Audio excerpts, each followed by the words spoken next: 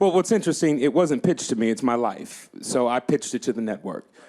Kenya Barris, who's my partner in this, we sat down 4 years ago and talked about what we thought was missing from the landscape of television, from what we watched when we were growing up, i.e. Cosby, All in the Family, shows like that. We're huge Norman Lear fans.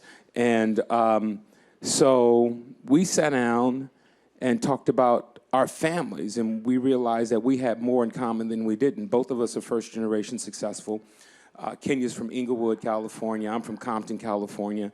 We're both the only African-American families living in our respective neighborhoods. All of our children are in private school and just dealing with the trappings of success and all of that. So 2 weeks later, not even that long, Kenya came back and said, I have an idea for a show for us.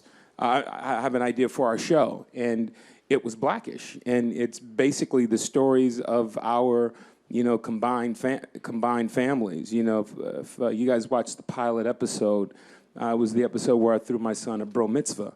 That was literally taken from my life. My son came home one day and said he didn't feel black, and I was like, "What do you mean you don't feel black?" He's like, I just don't feel black, Dad. I was like, well, son, this is your black experience. I was like, and you are 100% black. And unfortunately, one day, you're going to have to deal with how black you are.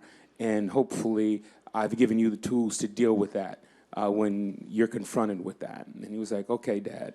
And, I understood where he was coming from, because at that particular point in his life, his 12-year-old black experience was vastly different than my 12-year-old black experience growing up in the streets of Compton in the mid to late 80s. Probably vastly different than the majority of the black experiences that he saw depicted on TV or in popular culture.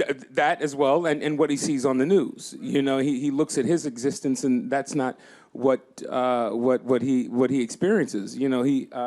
He's has a somewhat of a life of privilege. Private school, never had a want or a need in life.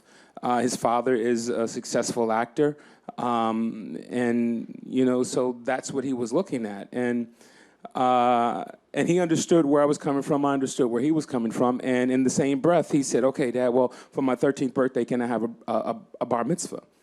And I was like, "You really aren't black, are you?" And so I was like, all right, well, son, that's not our heritage, that's not our culture, that's not our thing, but let me think about it. And I came back to him, I said, okay, we'll have a compromise. I will throw you a bro mitzvah. And so I had Kangos and his entire 8th grade class, shell toe Adidas. I had Adidas in his entire 8th grade class, shell toe Adidas. I had Kangos in them hats, I had Gazelles in them glasses. We had gold Dookie ropes. I had an airbrush artist, airbrush a 16 by 20 step and repeat of my son in a b-boy stance holding money in a red Adidas suit, and had the airbrush artist stay there the entire time and airbrush white t-shirts for everybody who wanted one. And that was our pilot episode. And to this day, his friends say it's the best bar mitzvah they've ever gone to. And so a lot of people say, how was it when they pitched you the show? I was like, well, no, I just woke up one morning and it was like, no, it's my life.